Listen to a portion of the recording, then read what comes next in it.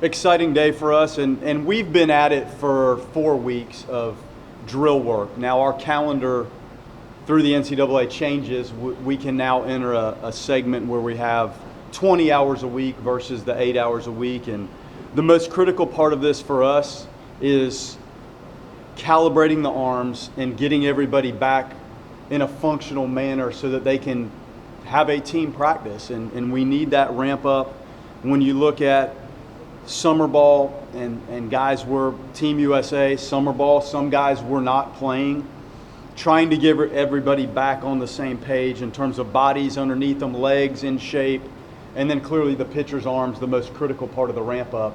We wanted to make sure we were ready to get to today, and the next couple practices will prepare us to scrimmage, and then you have a chance to play 2 outside fall scrimmage games. Those are exciting days. Clearly a lot of inter-squad that goes on in the fall that's very important to the program as well.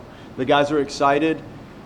Just watching the preliminary drill work, I feel like the athleticism of the team is something that has stood out to me. I think the raw speed, the ranginess of the outfield, the athleticism, very apparent. I think we've accrued some catching depth.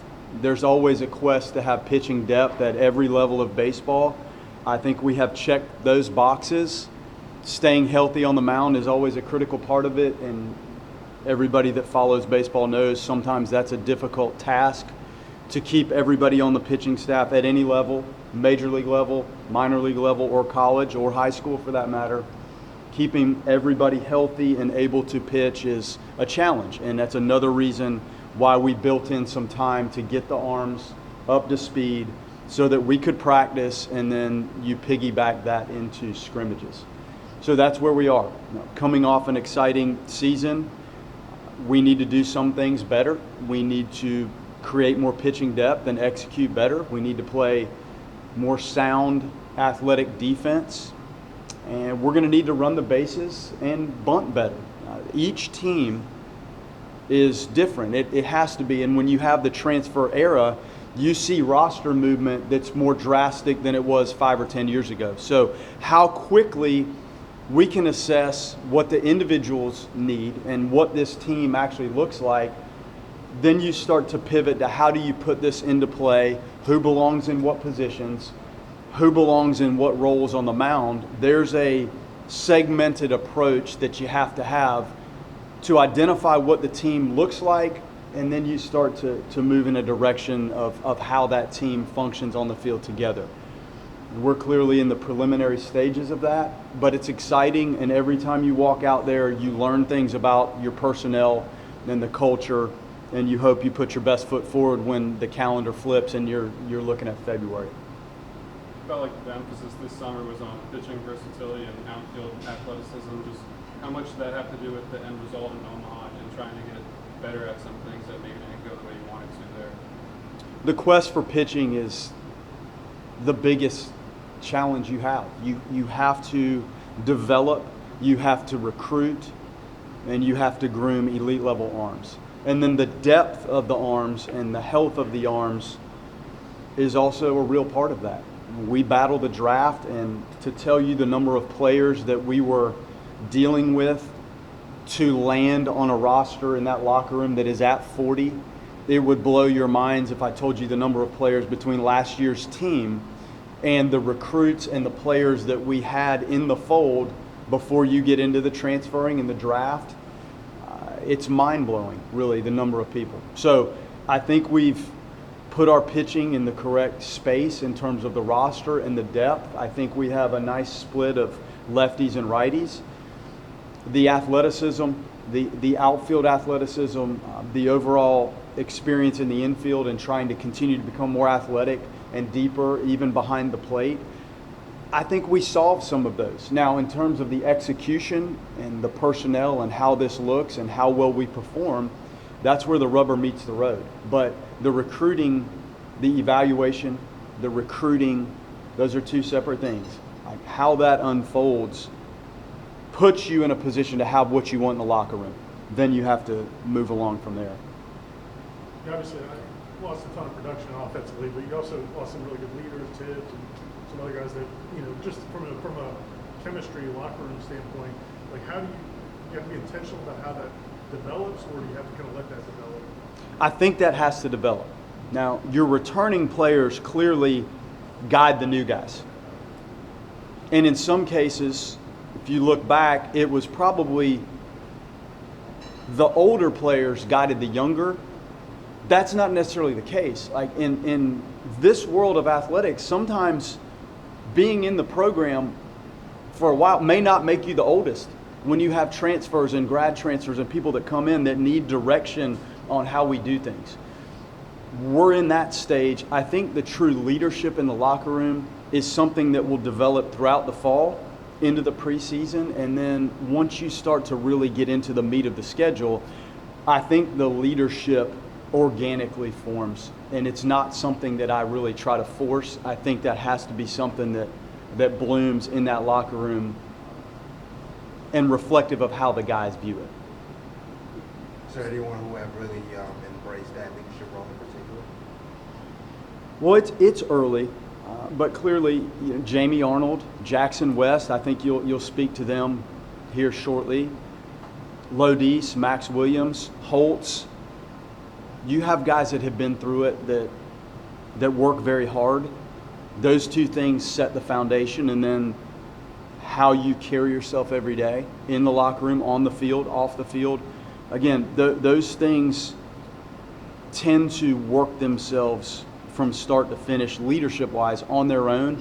And I think it's probably a little early, other than who is on the team again and who performed well, to figure out where that type of leadership may come from. It'll come. It's hard to assess today who that is. Since you've been here, you pushed guys to go play summer ball, and it paid dividends last year. Some guys had a good summer again this year. Just how much do you think that can help them develop and grow confidence? Tons. And you have to create your own avenue to work in the summer. The facility is, in most cases, not quite like this. So you have to dedicate time and effort to make sure you're getting your work in aside from the game repetitions. And you're standing in a beautiful weight room, and our guys are able to go across the walkway and lift in the football locker room. You're not going to have that kind of access in summer ball. So the innings on the mound, swinging the wood bat, running the bases, and then finding ways to mature and learn how to do the work that this facility may create an easy method. You have to work at that sometimes in your summer league. So I think it really helps the players mature, and when they get back, I think there's more of an appreciation for what we have here than maybe what you see when you're having to hunt that down on your own in the summer. Coach, last offseason you're bringing in some new coaching staff pieces. How important is that continuity for this offseason? It's great. When we walk in the meeting room today, and we meet all the time with the team, but this is one of the first times the whole group has been in there, and clearly the first time before we walk out to practice. To have consistent voices, and for me, quite frankly, the ease of here's today's practice plan. Then I pulled out the first practice plan from last fall, very similar, but for Ty and Micah to just take that and run with it, and Rob and Drew Linder is here as our director of operations, and he's been in the program before and really knows my language through working with Ty, so much easier. Then that messaging gets to the players much more efficiently. So it's really, really nice to have that. And our players are fortunate to work with the coaches that we have. Coach, you lose Tibbs, you lose Cam Smith, you lose Jaime Ferrer, you lose Daniel Cantu. You're talking about the eternal quest to find arms. Do you just feel confident about the bats you have, or is it just easier to identify offensive talent and it's not as much of a concern for you? Well, I think going into it, there were some expectations that we were not going to have a lot of those guys back. Okay, so you start to put the pieces together and look at how you can reset the lineup. I don't know that you can look at trying to match what one team does and flip to the next year and try to maybe statistically match it. But in the recruitment, you're trying to get the best personnel that you can recruit to get in that locker room and build the roster. And I think what we found is some of the returning players are going to be more physical and more mature and more experienced. But then some of the guys that we have added, they may have different skill sets than some of the kids we lost, but it doesn't mean that you can't weaponize different parts of your offense to create a functional unit. And I'm not going to try to push the way things looked last year offensively. I have to be fluid enough to understand that we're going to have to run the bases better. We're going to have to bunt more. We did not bunt a whole heck of a lot last year.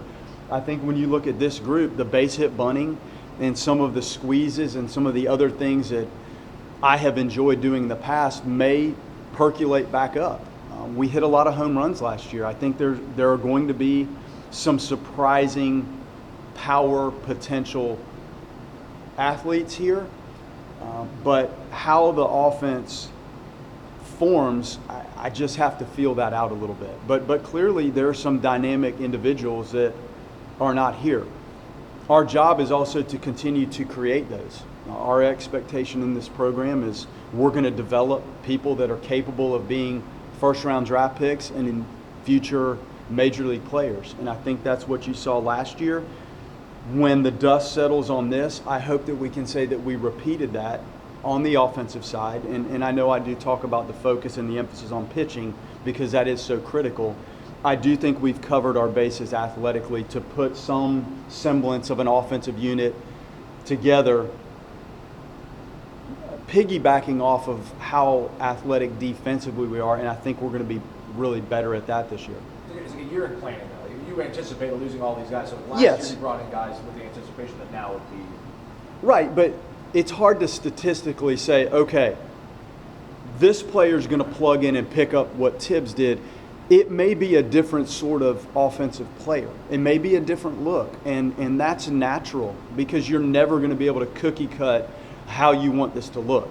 Now, trying to cookie cut arm depth and that sort of thing, I believe that's probably why I come off as focused on the pitching, because that is so essential. If you don't have depth there and quality there, you're gonna have a tough time. If you can pitch and play some defense, you find yourself in these games, and offensively, you try to figure out ways to pressure and score. So that's how I look at it. Leiter went down halfway through last year and wasn't able to get back on the mound. Just what's his status entering the fall? It's tricky. You know, you try to reboot these things and rehab these things. It's been an ongoing process for him. And to document the hours that he has spent, and Phil and Dr. Mejia, to try to rehab this and get it right for him and to get him back on track, to get back on the mound, it's very, very difficult. So when I talk about the health and the ramp up of the arm and the maintenance of the arm, you can do everything right and still have some athletes that come unglued in just the aggressiveness and the velocity and the strength and the power with which modern day pitching is functioning at. It's very aggressive and it's difficult. I hope he gets back. It has been very tough on him, and the mental endurance of having to sit there and rehab since March 28th. Is that the last time he was on the mound? These are not easy things, and knowing the upside he has and where this thing could go for him down the road, you hope it gets right one way or another, and we don't have a clear answer yet. Cal was a guy that showed a lot of potential as a young guy last year. Where do you see him fitting in? What have you seen from him since the end of last season? Fisher, he could play anywhere on the field. He's a baseball player, and we love that. And I think a lot of our infielders are in that bucket. But Cal has played summer ball really every inning. Even after his high school year, he stayed in the Northwoods League up there and played, and then did it again.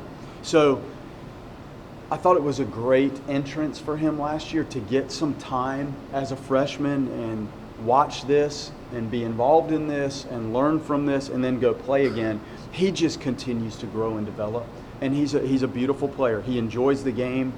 He understands the nuances of the game at every position. So he's wise beyond his baseball years, and clearly is going to be a huge part of our team and our infield. No, regardless of what position it is, he's very savvy and handles himself well at any of the spots.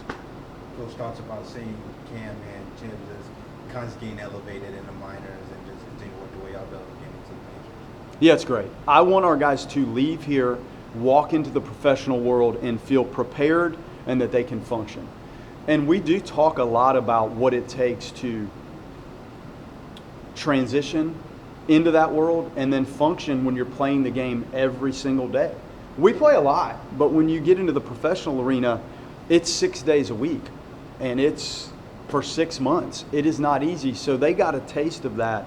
And for them to tell me, Coach, I felt like I knew exactly what to expect. I felt like I could go onto the field and function. I felt like I knew more about how to manage at bats. That's the best thing I could hear from them. And to have those guys come back, they're on the field right now, to see that they enjoy being here and this is home to them, that's refreshing. It's really one of the reasons you coach. And to have Jaime and Cam and Tibbs express the gratitude for the structure and the support that they had goes a long way for me. With a guy like Jamie that threw the amount he threw last year, and you know what you have with him, just how do you balance that build-up versus maybe just trying to protect him a little bit, or is it just trying to ramp up just like everybody else? Great questions, Brett. Well, I think he threw 5 or 6 innings with Team USA, so you have a good spring. You have a short summer with a lot of eyes on you. What is the right pathway to getting him on the mound to let him see some hitters, but in a controlled amount? Like some of the young arms, they need to throw here, and we need to see a lot of the metrics and the video and the development. He's probably in a little different bucket because there's things we want to work on with him. But I think, again, like the summer, it's probably in a 5 or 6 inning workload. And there are guys that may throw 12, 13, 14, 15 innings this fall. We were a little slower in ramping him up. But I think the idea was to give him some look at live hitters so that stays in the field, so that your work is based on what you see when you're pitching against live hitters. I think that is important. But clearly we're going to manage that, and it's not going to be to the extent workload-wise that some of the other pitchers will endure.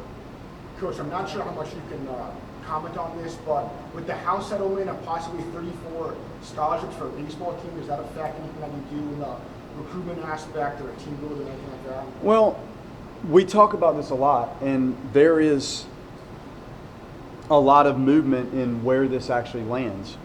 When I tell you how challenging it was to put a roster together, when you look at the draft of the incoming players, which is unique to baseball, like the high school soccer players and softball players and football players are not drafted. We have to deal with that. So roster management is a challenge. So I think the number that you land on, we're so far from having to deal with that.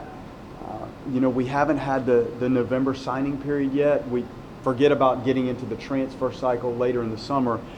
For us right now, the roster number probably changes. The scholarshiping probably at some point in this changes. But it's so far down the road for us in what we deal with baseball that it's not a focal point of ours today. Time for one more. Good? That's awesome. Thanks, Thank Coach. you. Thanks, All right. Coach. All right. All right, yeah. Weston,